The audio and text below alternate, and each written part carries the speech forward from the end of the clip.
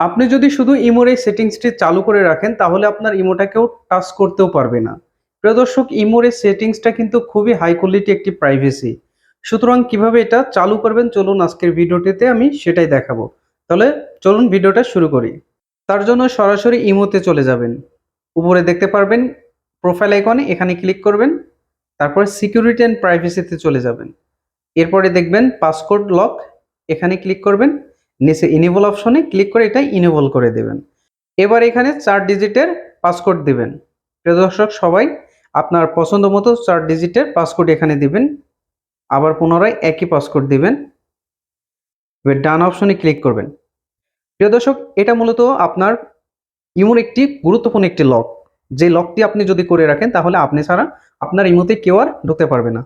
আচ্ছা, এরপরে প্রিয় দর্শক, আপনাদের যদি ফোনে ফিঙ্গার অ্যাক্টিভ থাকে তাহলে ফিঙ্গারের এই অপশনটি চালু করে দিবেন। তাহলে লক বা পিনকোড বা প্যাটার্ন এটা লাগবে না, শুধু ফিঙ্গার দিলে আপনার ইমোটি খুলে যাবে বারবার। ইমো অ্যাপসটির ভিতর আপনি ঢুকতে পারবেন।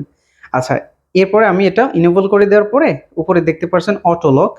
তার মানে এখানে আপনি কতটুক সময়ের পরে আপনার ইমোটি লক হবে এই অপশনটি এখানে দেখাচ্ছে। আচ্ছা, আমি চাচ্ছি ইমো থেকে বের হওয়ার সাথে সাথে আমার ইমোটি লক হয়ে যাবে, তার জন্য আমি এভরি টাইম দিলাম। এটা দেওয়ার পরে এবার আমি ব্যাকে চলে আসব। আমি আপনাদের প্রমাণস্বরূপ দেখাবো। আচ্ছা, এবার আমি এই যে ইমো অ্যাপে প্রবেশ করব। ইমো অ্যাপসে ক্লিক করার সাথে সাথেই কিন্তু এখানে লক চাচ্ছে। আপনি এটা যদি আনলক না করেন তাহলে কিন্তু এই ইমো অ্যাপসের ভিতর ঢুকতে পারবেন না। আপনি চাইলে ইমো অ্যাপটি ঠিক এইভাবে লক করে রাখতে পারবেন। আপনি ছাড়া আপনার ইমোতে কেউ ঢুকতে পারবে না। সুতরাং ভালো থাকবেন, সুস্থ থাকবেন। আসসালামু আলাইকুম।